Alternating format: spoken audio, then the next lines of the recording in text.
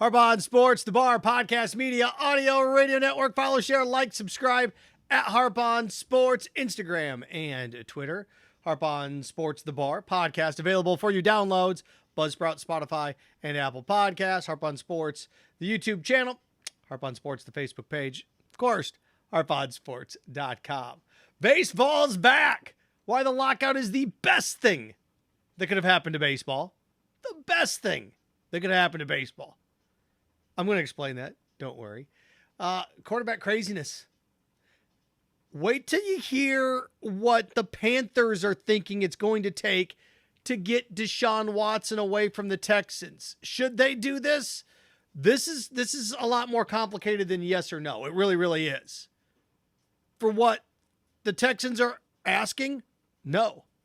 For the division the Panthers are in? Yeah. So I'm going to explain that coming up. And also, how about this? The Gators bounced early on in the SEC basketball tournament. Where do they go from here with Mike White? I think it's a 2-year window for Mike White. I don't think it's, he's on the hot seat this year. No, I think he gets 2 years to construct something. So we'll look at that as well. Start off with baseball being back. The lockout's the best thing that happened to baseball. It is. This is one of these things that people like to complain and moan and gripe about. Oh, what's baseball doing? What's baseball doing? It's becoming a better sport. Why can't they get together? They are. It's how negotiations work. You can tell somebody that's never been in charge of anything, that's never run anything, that doesn't understand. It's not as simple as, okay, I'm offering $10. You want $30. Let's do $20. It's not that simple. Ever try to buy a car? A little complicated, isn't it? Now, instead of being $5,000 apart, be $50 million apart. A little bit different. And not only an immediate deal, imagine doing cars for 32 teams for the next 5 years. It's a lot more complicated than just get in a room and knock it out. This is not a garage sale. It's not. A little more complicated than that. So, look what baseball did with this lockout. By the way, you're going to get all your games. Here's what baseball did with this lockout. Got a universal DH, which is fantastic. Baseball's postseason makes a lot more sense and is a lot more structured. Your wild card teams, your 2 division winners, best 2 out of 3, those 2 advance. Now, one thing I don't like is they're not reseeding, but that's fine. That's fine. I can live with them not reseeding in the initial go-round of this. This used to happen in hockey. Sometimes it used to happen in basketball. They'll get this figured out. They'll reseed. If the 6 knocks off the 3, then the 6 plays the 1. They'll get this figured out. Initially, not going to do that. I'll take that baby step. 2023, we're going to get some massive rule changes. The shift's going to go away. How are they going to implement that? The same way you implement how many guys are on the line of scrimmage in football. Or, how you used to establish illegal defense in basketball. There's all sorts of different ways you can do this. Offsides in hockey, offsides in soccer, it's the same way. The umpire stands behind home plate and says, okay, second baseman's on this side of the bag, first baseman's on this side of the bag, shortstop, you have to be on that side of the bag, center fielder, you can be on that side, but we can't have more than 2 outfielders to the right side of second base and no more than 2 infielders to the right side of second base. Shortstop can play straight up. It's the same thing. The umpire has a perfect line of sight right up the gut. Home plate, you can cut the field in half. This is easy to implement. I know the 14-second pitch clock when nobody's on base, a 19-second pitch clock when runners are on base. Oh, okay. It's going to be a little bit trickier to hand that. It is. I mean, if you throw over to first, what does that mean? Does that reset? How long does it take to reset? That's going to be a little bit more tricky, but hey, you always can take it away. At least it's on the docket. At least it's on the checklist. It's a plan. Then the one that I love is the base is 3 inches wider, going from 15 to 18 inches. Think much how bigger human beings are. Do you really think a base should be the same size in Little League that it is in Major League Baseball? Think about that.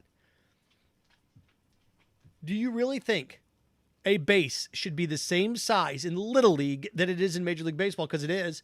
Are footballs the same size for little kids? Are rims the same size? Or basketball's the same size for kids? No. Basketball gets bigger, rim gets bigger. Baseball, base is the same.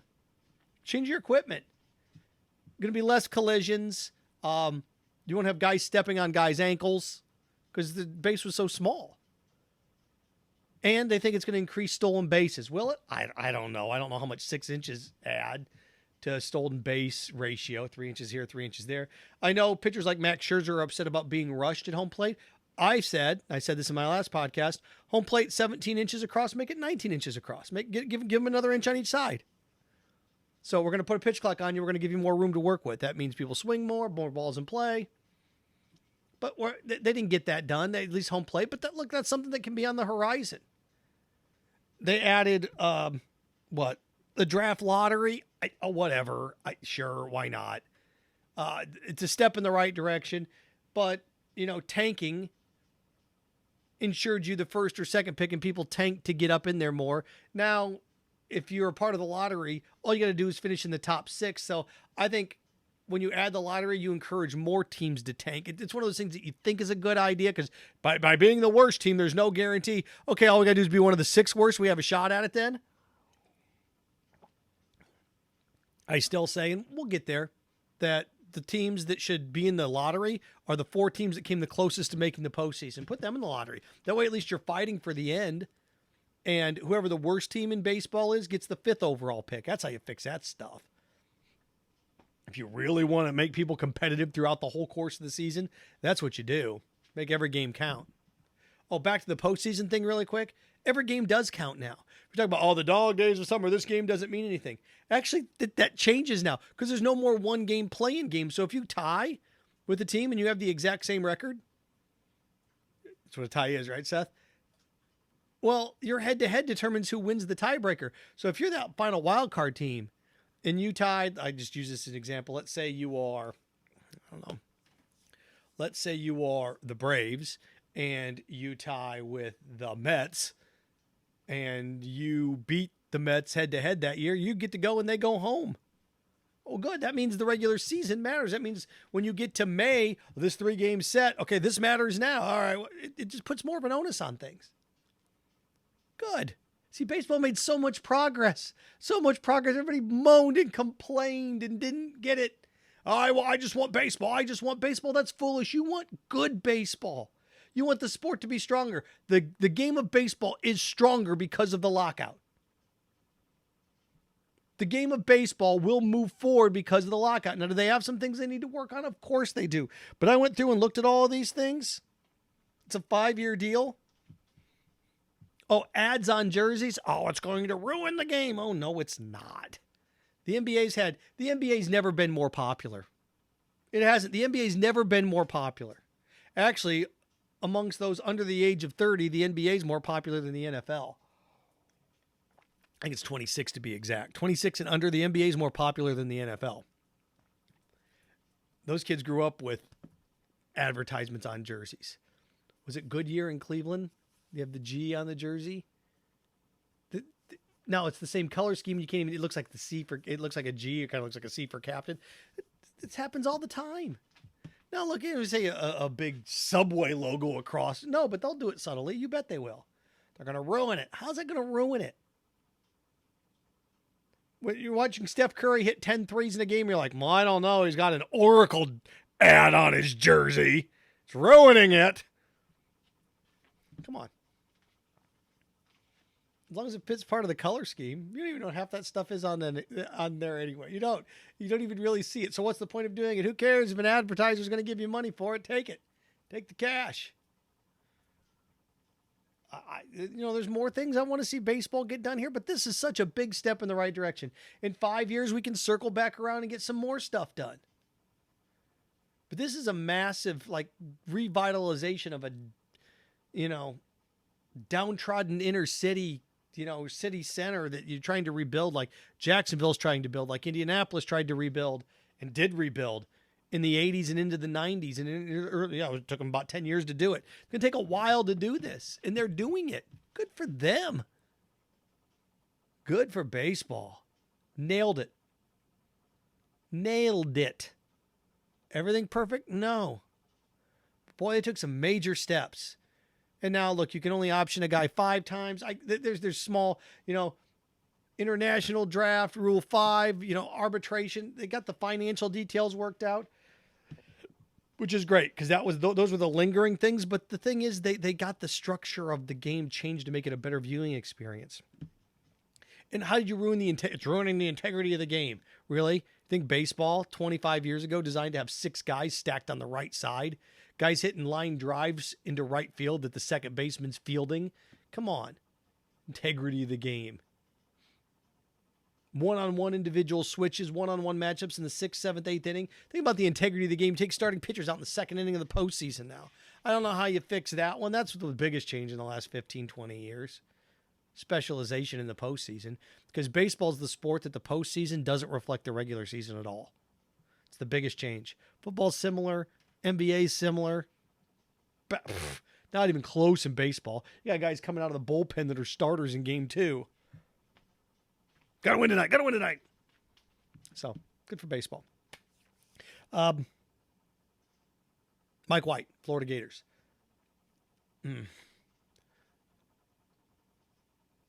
You know who you are, and you know where you need to be. To me, the Florida Gator basketball program is a Sweet 16 type of program. It is. That's the standard, Sweet 16 type of program. Certain programs are Final Four programs. Kentucky, Duke. Now you can sit there and say, well, Florida, they're a Final Four program. No, they're not. They made the Final Four 3 times. They won it twice, and they had the same kids. Sweet 16 type of program. Mike White's been there once. 5 years ago. Okay. Not going to say there aren't any issues, because there are. Keontae gets hurt. Career ends. Castleton hurt. Don't make the NCAA or SEC tournament. Make the SEC tournament. Sorry, not going to make the NCAA tournament. Going to make the NIT. I think winning the NIT doesn't do anything for you. It actually becomes more embarrassing. What you want to do is win maybe a couple games in the NIT, feel good, and get bounced before you get to Madison Square Garden, hanging up an NIT banner. I think it works if you're like rebuilding a program. I'll give you an example of where winning an NIT would be okay. Whoever inherits or takes over the Georgia program from Tom Crean, if that team goes on to win the NIT next year, okay, look, you're taking over, they win 9 games this year. You're taking over a program that wasn't very good. You're rebuilding it. Okay, you don't make the NCAA tournament, but you get in the NIT, get a bunch of young guys. They play together. They win it. There's an instance. Or if you're a mid-major, if JU would go on to win the NIT. Okay, that's fine. There's some instances where it works. But for Florida, when you have a coach that's been there 6 or 7 years, 8 years, no, it doesn't work. The rule of 3 is what I would apply to Mike White. The rule of 3. What is the rule of 3? The rule of 3 is this. You have to hit 3 of these things in the next 2 years. You have to hit 3 of these things in the next 2 years. Top 4 SEC finishes. Regular season. Top 4 SEC finishes. So that's a possibility of 2, right? Also, SEC tournament wins. So you need to combine your SEC tournament wins and your top 4 finishes in the SEC. And if you can get to 3 with, I was thinking 3 or 4. If you can get to 3 with those, good shape. Let me give you an example. Let's say next year, the Florida Gators finish 5th in the SEC, outside looking in. All right, finish 5th in the SEC and make the NCAA tournament and win a game. Okay, there's 1. The next year comes along. They finish 6th in the SEC tournament and go to the Sweet 16. There's your 3, rule of 3. Let's say next year they finish 2nd in the SEC. There's 1. They make the NCAA tournament and win a game. There's 2. The next year, they finish on the outside of the top 4 of the SEC. Okay, they're still at 2. They make the tournament, win a game. There's 3. Now you're back to your rule of 3. You start putting well, I think it should be 5. Combine those things for 5. Oh my gosh. Then you're asking for back-to-back Sweet 16s. And so you finish, no. 3. A rule of 3. If I'm Scott Strickland, I sit down with Mike White and say, look, I'm not going to tell you, got to win 20 games. You got to do this. But we need a combination of these 3 things in the next 2 years. I'm not going to do next year. No. You get 2 years to get this figured out. Combination of 3. Top 4 SEC regular season finishes and NCAA tournament wins. I need a combination of 3 of those in the next 2 years. You start making it 4 and 5, you're not going to make it realistic. You're not. Now, where could you get in trouble? The only way you can get in trouble with that is if you have back-to-back SEC top 5 finishes, and then you get bounced in or top 4 finishes. You get bounced in the first round one year, or you win a tournament game. Let's say Florida finishes 4th in the SEC next year, and they win a tournament game. And then the next year they finish 2nd in the SEC and get bounced in the first round. I don't know how that would feel. The NCAA tournament wins are the big thing, but it combines regular season success and postseason success. Again, 2 more years for Mike White, rule of 3. Top 4 SEC finishes, NCAA tournament wins. Those have to combine for 3 in the next 2 years. Well, that's setting the bar pretty low. No, that's setting the bar is growth. And then you get there. Let's say after 2 years, you sit down with Mike and say, okay, now I need that to be a rule of 4 for the next 2 years. That's how you build something. Realistically build something. Come on, like, next year, 2 tournament wins or bust. Boy. Come on. And you run into all sorts of issues because let's say you're the 6th seed in your Florida and you win, and then you lose to the 3 seed in the second round. That 3 seed goes on to win the national title. You get to me, that's a bad tournament. Tangible, realistic growth. Going to wrap with the quarterback chaos, quarterback craziness. Look, Aaron Rodgers gets a big deal. People, that's a terrible deal. Not if you're the Packers. It's not. No, it's not. No, if the Broncos were offering 2 firsts, or if the Broncos offered the Packers the same deal that they offered the Seahawks, the Packers are crazy not to take it. But here's the thing. They didn't offer that deal because they could have Russell Wilson in Denver for 6-7 more years. They're only going to have Aaron Rodgers for 2, maybe 3. Aaron Rodgers is a Packer for life. He redid his deal. They tagged Devontae, and now you have another run with Brady being out of the NFC now. The Rams in salary cap purgatory are heading that way. Going to have to make some cuts. The Cowboys, when they ever figure it out, they have to make some cuts too. So the Packers, here you go. Here you go. You can make another run at it here. I'm okay with what they did. Now, in 3 years, they're going to have a mess on their hands financially. 4 years, they're really going to have a mess because Aaron Rodgers could retire and he still counts like $10 million against the cap or $15 million against the cap. That could be ugly. But then, let's face it, Jordan Love's going to be traded or moved on by then. You draft Aaron Rodgers' replacement in the 3rd round if you move on from Jordan Love. And then this year, whatever you have as your backup. And next year, you draft Aaron Rodgers' replacement in the 3rd round. Aaron Rodgers at that point is 39, 40 years old. He's going to say, okay, well, 2 years, we'll just park this kid, kind of like they did with Kyle Trask in Tampa. Now, I think they thought Tom Brady would stay on at least 2 years and Kyle Trask could get 2 full years of looking. But, okay. I like those moves. Now, there's talk that the Carolina Panthers are still interested in DeShaun Watson, and the asking price, I got to write this down, 3 firsts and 3 players and maybe a second. No. Now, I understand why this is tempting because you can kind of talk yourself into this because the NFC South with no Tom Brady now, with the Saints in just salary cap hell, and the Falcons with an aging Matt Ryan, you know, you put DeShaun Watson on the Panthers this year and Christian McCaffrey can stay somewhat healthy, you're going to win that division. Now, you're trading 3 first-round picks and, you know, financially you're going to have to hit the free agent pool and you're going to have to nail some things and you got to trade 3 players to go along with it. If DeShaun Watson didn't have the baggage, sure. Maybe. But the baggage is to me, you know, imagine you trade for him and he's out for 10 games. Then what? Then you're really bad, like you are right now. You could be really bad, and you could have top 5 picks that are going the other way. So you trade for him, you're not any good. There's too much unknown with him. There just is. Too much baggage right now. It's not like one of these concrete things where, okay, he did drugs, okay, you know what I mean? He got caught doing steroids. This thing is still ongoing. It still has a pulse. He didn't settle it. He has a mess on his hands with all of these ladies. Even if they come out and say, all right, he has figured this out. He is okay. And The NFL suspending him for 6 games, and here we go. Then you get the baggage that comes along with that. If I was Carolina,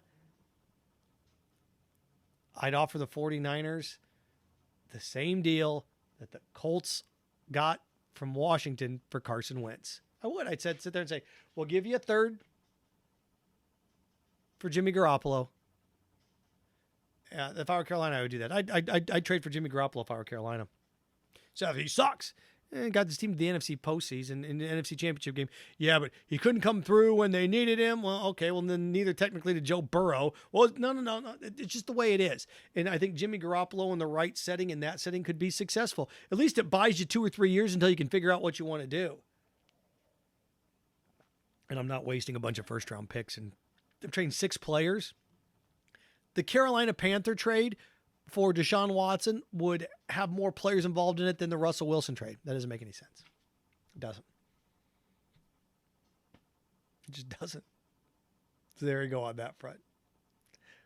How about that? Harp on Sports, The Bar, podcast, media, audio, radio network. Follow, share, like, subscribe at Harp on Sports, Twitter at Harp on Sports, Instagram. Audio available for you. Buzzsprout, Spotify, Apple Podcasts, Harp on Sports, the Facebook page, Harp on Sports, the YouTube channel. And, of course, harponsports.com. Baseball's back, baby. The lockout, the best thing that ever happened to it. Best thing that could happen to baseball. Got so much done. And remember, stay clean, stay focused, stay strong. Frankenstein. Have fun with your friends.